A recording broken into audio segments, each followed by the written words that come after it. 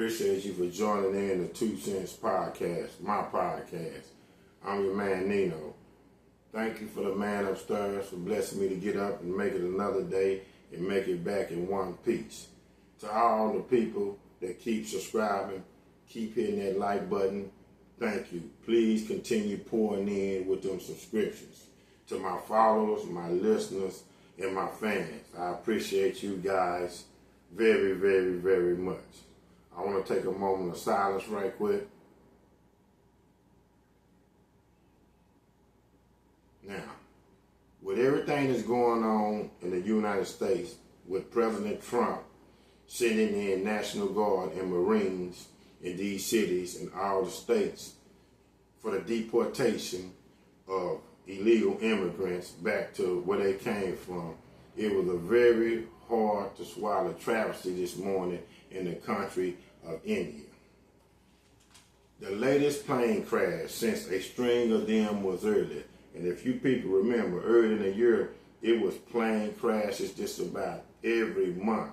It had kind of simmered down a little bit.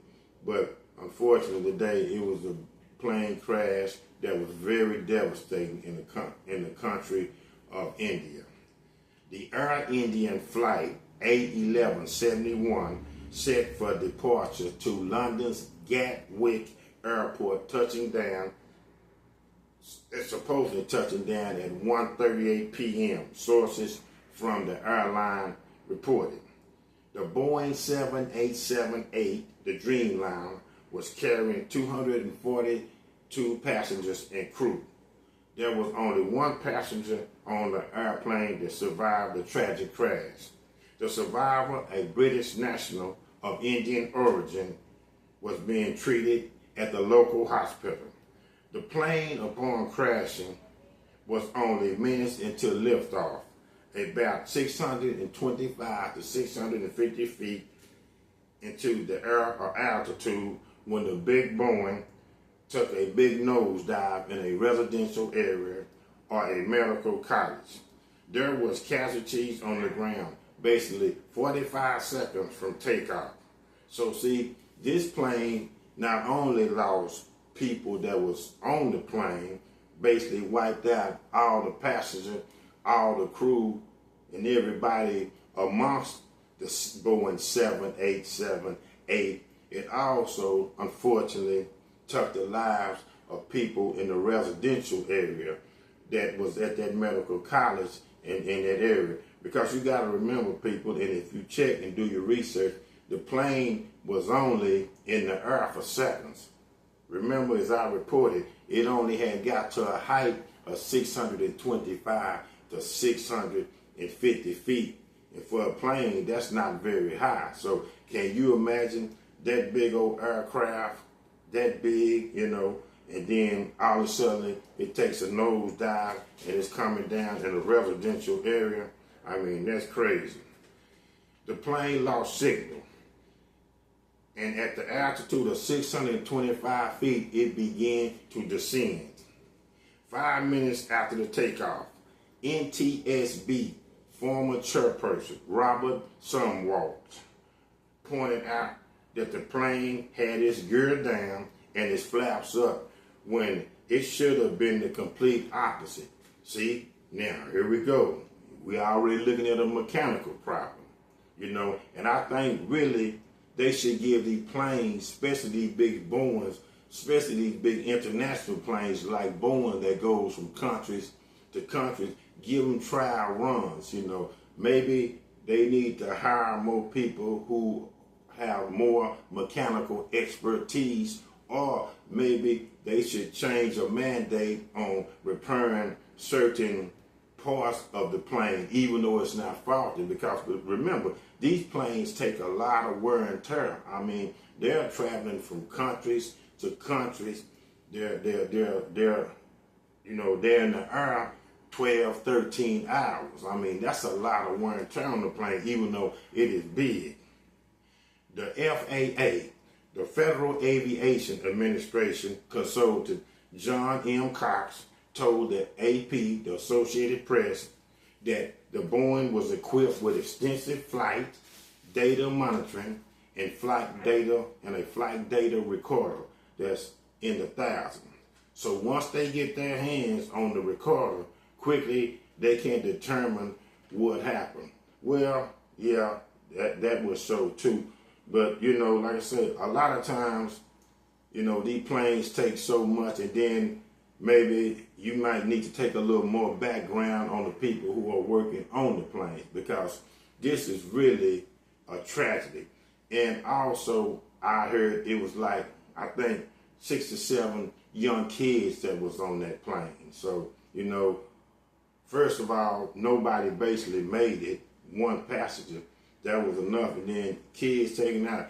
I mean, hey, you know, I heard that saying, and I don't know if it's still true, but I remember years ago, they often said that a plane is more safe than a locomotive. And believe me, I fly myself. But this is what I'm trying to say, peeps, and I'm not trying to jank nobody.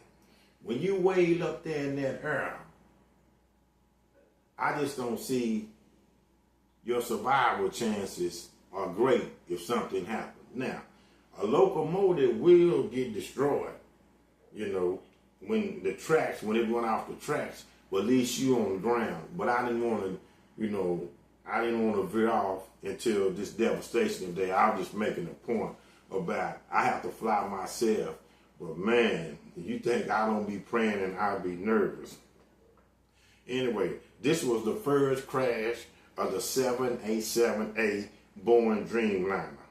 Boeing as a company has been facing a lot of legal citations and a lot of legal problems, you know, over the years. I believe they have some lawsuits that's still pending and certain little things like that. It's a lot of questioning with a lot of the Boeing planes, and it's been a lot of things, but I mean, Boeing has really been facing problems. But again, you know, this is such a tragedy. Such a tragedy. The airport in which the Boeing 787-8, the Dreamliner, was taken off from was at the Ahmedabad Airport. Let me repeat that.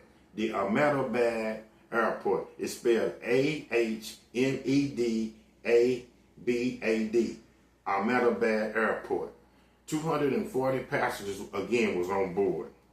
Ahmedabad is a city in northwestern India. The plane, again, the crash, killing more than 200 people. There was 230 passengers, it's 240, 12 crew members. Again, only one survivor till the day. Now, still, investigators, paramedics, and medical people are still, you know, trying to get through the rubble and what's left. Because remember, we have a big toll of people that was hurt on the ground amongst the people that was hurt, the crew members, the passenger that was hurt on the plane. So, you know, the temperature had risen so high that it wasn't any chance of saving nobody, unfortunately. The personal death toll on the plane was 169 Indian nationals, 53 British nationals, 1 Canadian, and 7 Portuguese nationals. President Trump messaged that this is a tragic incident, a travesty, and he and the United States will be on full alert. If there is anything he can do in the beginning in recovering and repairing after this very sad day in the country of India. Man, I wouldn't want to wish that on everybody. This is really heartbreaking because it was breaking news. So just think about it. They even are saying now, investigators and people on the ground are trying to get DNA samples so they can determine who these people are who got killed and inform their families. Man, this is so heartbreaking. This is so heartbreaking. I mean, you know, and this, they said, basically, this might be one of the worst plane crashes within the last decade. You got to remember, we have plane crashes. Well, we had a few early in this year, but I just have to reiterate again, and I fly myself. And I know when you have to commute quick, especially if your work or what you do or your business is from city to city, you have to get on a plane to fly. But man, when you up in that air, you know, it is no coming back, because when you hit them altitudes of 10,000, 20,000 feet up in the air, you know, it's hard to just come back off that. You're not going to make it.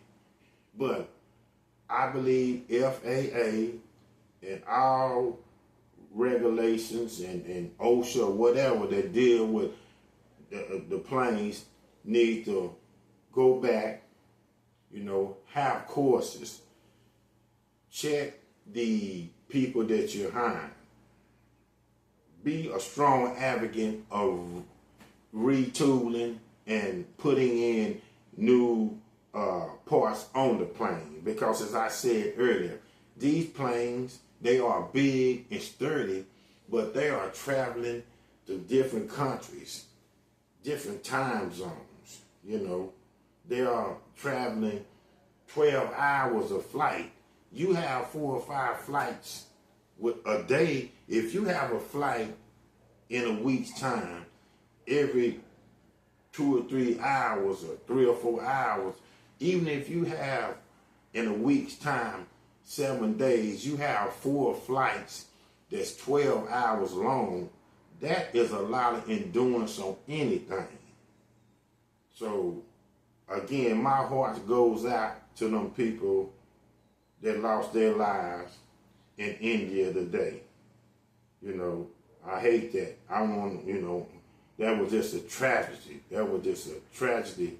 And I hope that when the people, the investigators, you know, take the DNA samples and inform their families, I hope, you know, this stays strong. They will be able to get over it and come back off of it. Because, you know, that was tough, man.